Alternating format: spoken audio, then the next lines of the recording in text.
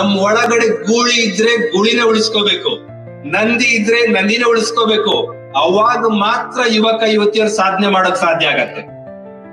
Success. ಈಗ ವಿಷಯಕ್ಕೆ ಬರ್ತೀನಿ. ಹುಡುಗ ಹುಡುಗಿಯರ ಬಗ್ಗೆ ನನ್ ಕಂಪ್ಲೇಂಟ್ ಇರೋದಿಷ್ಟೇ, ಜೀವನದಲ್ಲಿ ಏನೋ ಒಂದ್ ಆಗ್ಬೇಕು. ನೀವು ನಿಮ್ಮ ಅಮ್ಮ ಹೇಳಿದಂಗ್ ಡಾಕ್ಟ್ರೇ ಆಗ್ಬೇಕು ಅಂತ ನಾನು ಹೇಳ್ತಾ ಇಲ್ಲ, ನಿಮ್ಮ ಅಪ್ಪ ಹೇಳ್ದಂಗ್ ಇಂಜಿನಿಯರ್ ಆಗ್ಬೇಕೆ ಹೇಳ್ತಾ ಇಲ್ಲ, ಇನ್ಯಾರೋ ಚಿಕ್ಕಮ್ಮನೋ ದೊಡ್ಡಮ್ಮನೋ ಹೇಳ್ದಂಗ್ ನೀನ್ ಗೌರ್ಮೆಂಟ್ ಜಾಬ್ಗೆ ಹೋಗ್ಬೇಕು ಅಂತ ಹೇಳ್ತಾ ಇಲ್ಲ. ನಿನ್ಗೇನಾರು ಆಗ್ಬೇಕಂತ ಇರ್ಬೇಕಲ್ಲ, ಅವ್ರು ಹೇಳ್ದಂಗ್ ಆಗೋದ್ ಬೇಕಾಗಿಲ್ಲ ನೀನು.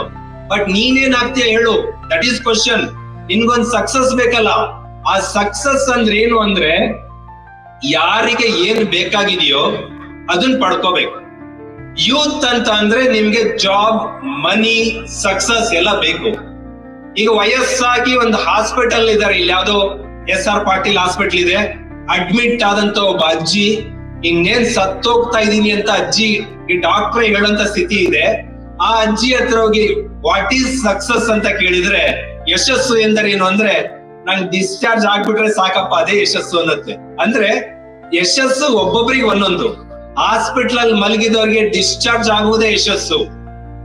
ಓಕೆ, ಒಬ್ಬ ರಾಜಕಾರಣಕ್ಕೆ ಪ್ರವೇಶ ಆಗ್ತಿರೋರಿಗೆ ಚುನಾವಣೆಯಲ್ಲಿ ಗೆಲ್ಲೋದು ಯಶಸ್ಸು.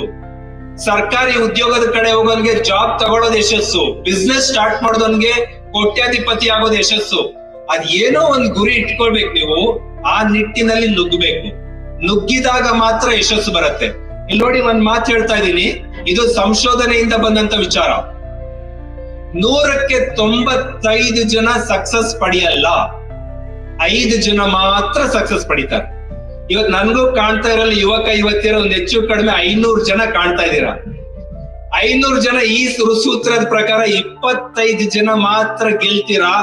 475 ಜನ ಯುವಕ ಯುವತಿಯರು ಗೆಲ್ಲಲ್ಲ, ಸೋತೋಗ್ತೀರಾ. ಈಗ ಯುವಕ ಯುವತಿಯರು ಕಾಣ್ತಾ ಇದ್ದೀರಲ್ಲ, 5% ಕಡೆ ಬರ್ತೀನಿ ಸಕ್ಸಸ್ ಕಡೆ ಅನ್ನೋರ್ ಕೈ ಎತ್ತಿ ನೋಡೋಣ.